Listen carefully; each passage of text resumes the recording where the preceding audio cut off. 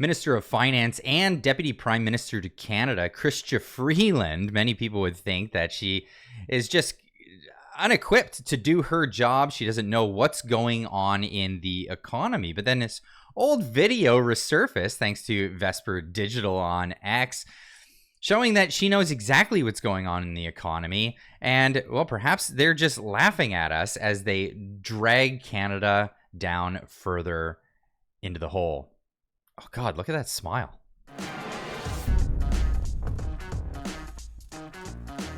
Other people laughing at us at the moment. Here's Jyoti Gondek, mayor of Calgary. Drink beer instead of water as people are dealing with shortages because of mismanagement that led to a pipe bursting, a big water main bursting. And a lot of people in Calgary are suffering from this. This is her on Instagram, just, I guess, trying to make a joke. Brush your teeth in the shower. 2 birds, 1 stone. Drink beer instead of water. Only water the plants that you really like and call it survival of the fittest. Skip washing the car. Little dirt adds character.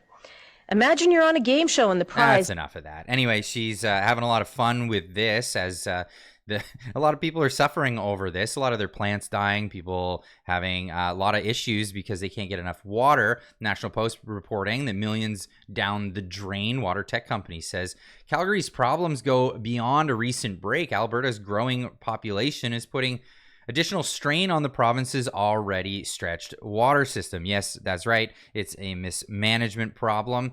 Just keep trusting these politicians to take care of all of the infrastructure around you that people rely on every single day. Yes, they get into office and they think it's just a cushy job, that it's a do-nothing job.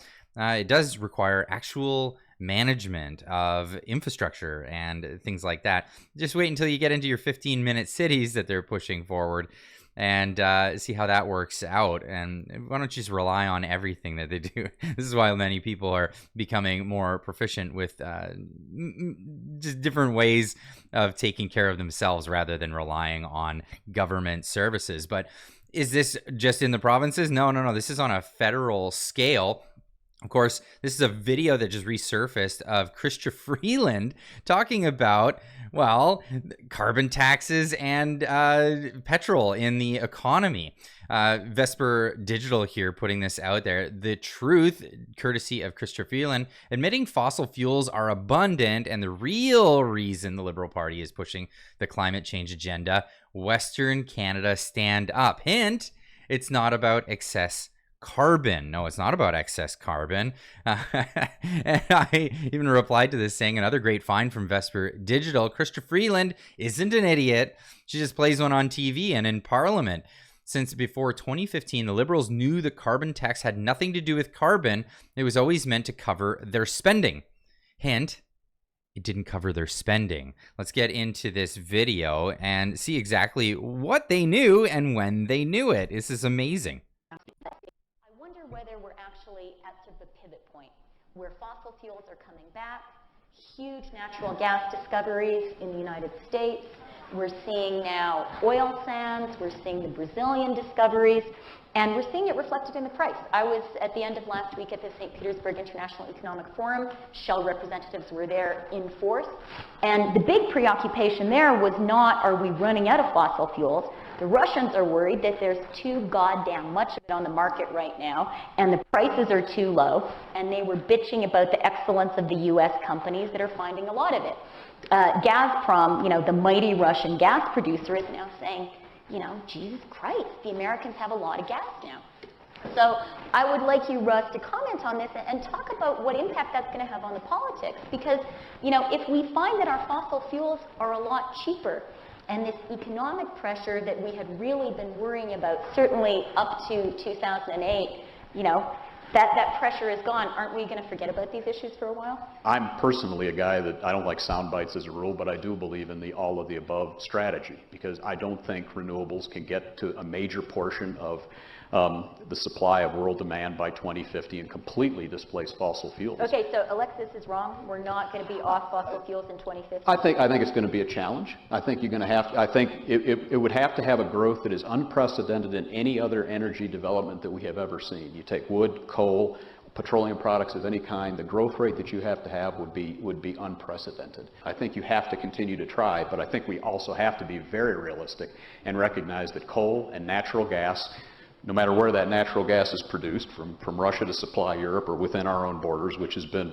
a real economic change for this country, it's going to have to be produced to meet the energy demand of the population in 2050. We need efficiency, we need more supply, and if we continue on the rates that we've gotten both, we have an unsustainable gap that we will not be able to fill. So we're going to need the efficiency end, and we're going to need more resources, and it can't just be alternative. Actually, just coming out and saying it, so they've been warned since way before, this is back in 2014, that renewable energy, renewable resources, what they call renewables, basically not petrol and not petroleum products, not coal, is not feasible even as early as 2050. And now we're at this 2030 agenda that they've been pushing, and this is just absolutely bonkers. It continues.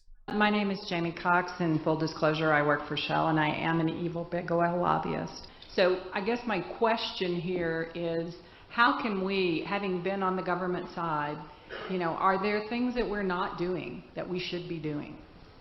Okay, excellent. Let's start with that one. Richard, how can Shell lobbyists educate government officials better? I think that there are places that are maybe emerging where there's, politically feasible areas where progress could be made. Unclear if that'll happen at this point. So a big thing on everybody's mind is the fiscal situation, balancing the budget. In this economic climate, how committed to a balanced budget would you be right now? Would it worry you to go into deficit in this current climate to, as you say, put more people to work? The commitment needs to be a commitment to grow the economy, and the budget will balance itself. Right. So whereas the notion of a carbon tax was, the T word tax is just like, the third rail of U.S. politics. But that's emerging, but not because of carbon per se, but because the government needs to balance the budget.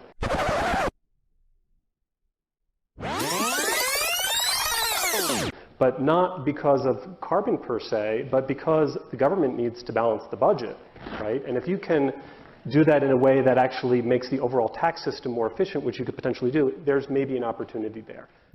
So what he's actually even referring to there is bringing in a consumption tax and then removing other forms of taxation, not just adding more consumption taxes onto what the massive tax burden that we're having here in Canada already, or in the United States, as he was referring to there. But of course, Chrystia Freeland gets the position of being right at the helm of the economy in Canada. And what does she do? She decides to go forward with this carbon tax, which of course is leading to what we've all noticed with the Laffer curve, the idea that when people are overtaxed, they bail on the system, whether they disengage with the economy, they take their finances and move it elsewhere. Investors take it and get out of here, especially with the new tax that they're even bringing in with a new profits and gains tax that's just going to chase capital out of the country. Of course, they're using it as a political move to try to say that their political opponent, Pierre Poilievre, is not about the middle class. He's just all about the rich people. Misnomer to say that middle class people don't need jobs because they don't want those investors to come in and bring those jobs here. Of course, this is, again, another one of the liberal strategies of make you reliant on the government. Government investment is the only kind of investment that you need in the country. But anyway, I'd love to leave this one with you guys. Leave a comment in the comment section down below. Let me know what you think about this and all the things that were discussed here. Jyoti Gondek making fun of the plight of all the people that are, suffering due to the mismanagement in Calgary, and as well as the federal government basically laughing at us all the way to the bank as they've run our economy into shambles. Of course, the carbon tax was never about carbon. It was all about revenue generation to pay for these budgets that they want to bring forward. And again, not even covering that. Leave a comment in the comment section down below. Let me know what you think, and we'll see you in the next one. Keep on trucking.